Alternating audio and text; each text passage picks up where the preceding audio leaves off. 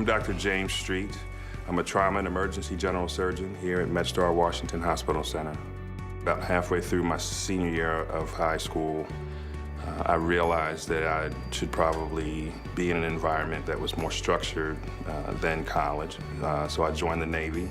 3 days before I was supposed to actually get out of the Navy, I went to the gym to play basketball and had a cardiac arrest. Just gave me a different perspective on life.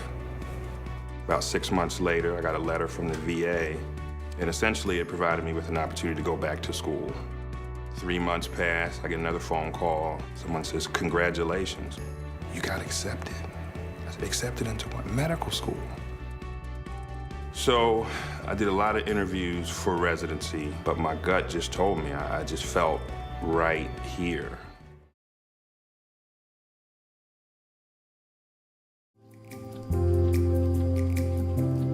My name is Brian Williams. I am a trauma surgeon and critical care specialist here at Parkland Hospital and UT Southwestern, and I'm a black man in a white coat. Any problems with your health since we last talked? Any changes, any colds, things like that? I think I have the best job in the world. I get to teach, get to care for patients. Today I'm on call. I work from 7 a.m. to 7 a.m. Any case that comes to the ER, whether it's a trauma case or an emergency surgery case, I will staff that case. I'm the first doctor in my family. My father was career Air Force. So growing up, we moved every 3 or 4 years, living on Air Force bases around the world. For me, I think the biggest thing was just mingling with all sorts of people from all different types of backgrounds. It just becomes ingrained to you that people are people. You treat them based on who they are, not what they look like or where they come from. So I've tried to carry that over into my practice as a physician. His right lower extremity, his white count is still 27 post-op. That's a source of pride for me to be able to represent my race well in this profession. You get used to being just one of a handful of black physicians wherever you're working.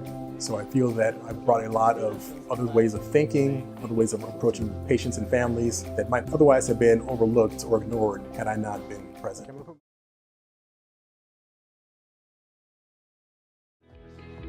I'm Kafui Drasa. I am a physician scientist with training in neuroscience, bioengineering, and psychiatry. I'm really invested in figuring out how the needs of the folks I see in the clinic can be manifested in a world of science. The goal of my research is to understand how the brain works as an organ. And if we can understand how information is organized in this organ, then you can have treatments that are based in the organ rather than the behavioral output. I organize people to spend their entire time working on problems that, at the deepest part of my core, matter to who I am. As an African-American male, the unique set of experiences that I have all filter into my interpretation. And I consider that one of the greatest gifts that I have as a scientist is the fact that I just see the world differently. My name is Ejiofor Ezekwe. I'm an 8th year MD PhD student here at UNC, a 3rd year medical student currently. Finished my PhD in pharmacology here this April. It'll take me about 9 years to complete this program. It took me 4 years to finish undergrad, so 13 years before I got to residency. And then residency training will be another several years. So it's a long process, but we do a lot of cool stuff along the way. My dad is Nigerian, and my mom is from Texarkana. My parents met in college. They moved to Nigeria, got married, and had me. Lived there to the age of 9, and moved to the States, to Baltimore, and then went to UMBC for college, and then came down here. The number one thing for all the people I've known who are really successful is just having people who believe in you. You don't want your next generation to have to rewrite the playbook every time they need to get something done. My grandfather only had an 8th grade education. He grew up in the South at a time where education was not always available. He pushed my mom and her siblings to go to school. My dad's side of the family, my grandfather was a doctor. He was one of the earliest in our tribe, which is the Igbo tribe. And it was incredible seeing that example.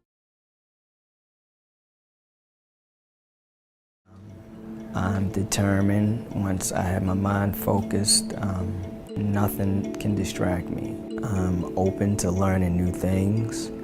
I'm willing to listen to anybody who has common sense.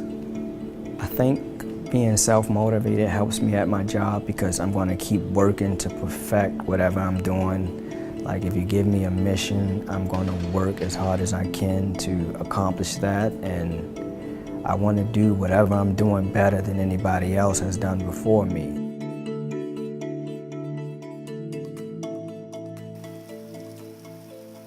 I started here at Hopkins when I was 19. I was a year removed from high school. I started out in environmental services. I worked there for 5.5 years before moving on to become a surgical tech in the OR. And I've been scrubbing now for 9 years. Now, in the beginning, when I first started, I used to go home at night and study everything. I wanted to perfect my craft. I wanted to make sure that I was not the weak link during the surgery. So I would study as soon as I left the building. I would read my textbooks and go online and look at the procedures.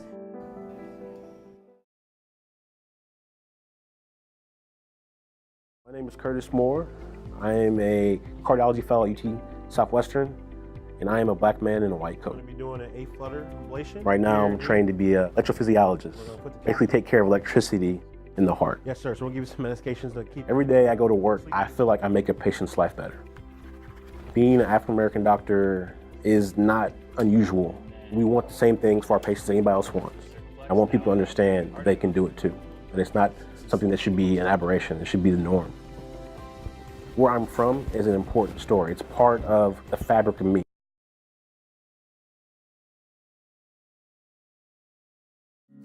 I'm Sean McLean. I am a pediatric surgeon here at the University of North Carolina at Chapel Hill. I am the first African-American board-certified pediatric surgeon in the state of North Carolina. We take care of kids from the time that they're born all the way up to the age of 21. The work that I do can be very emotional at times. We can help people in a way that no other folks can.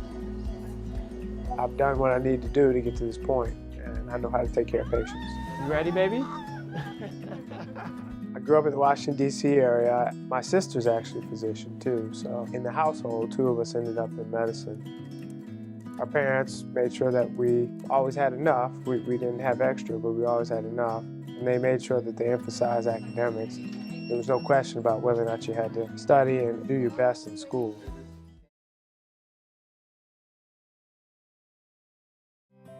My name is Kwajo Owusu-Achow.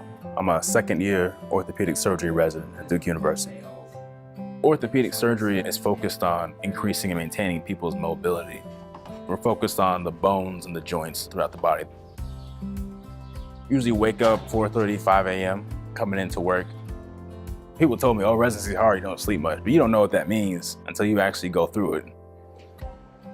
There's an absolute deficit in black males going into medicine. The problem was multifocal. So we need to take a harder look at what it is that is keeping our youth from doing whatever their destiny says they need to be pursuing.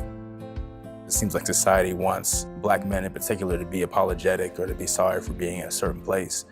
My father taught me that you can be unapologetically black and be unapologetically excellent. And those two things are not at all mutually exclusive. I've never had anybody say something like, oh, I don't want a black physician, but there's certain interactions you can kind of tell, like they don't necessarily trust you, don't think you necessarily are as good as somebody else. And it could be for other reasons, it could be because I'm tall, I don't know, it could be because I'm skinny. But, it also could very well be because I'm black, and that is always gonna cross my mind.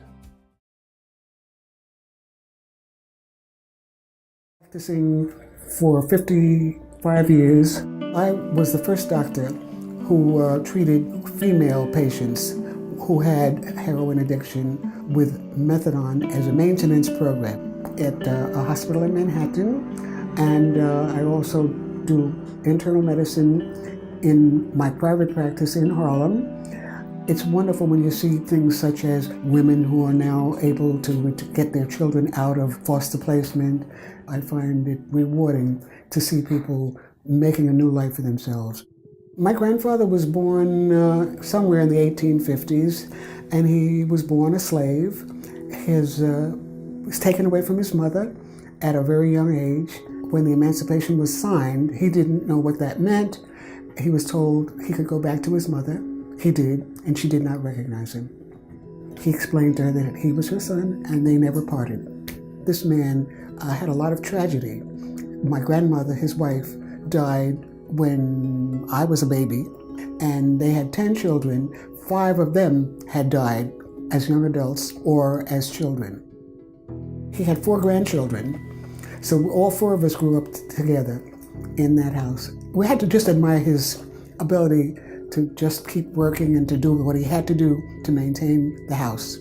All 4 of his grandchildren did go on and get college education, get degrees. All of the great-grandchildren went on to college.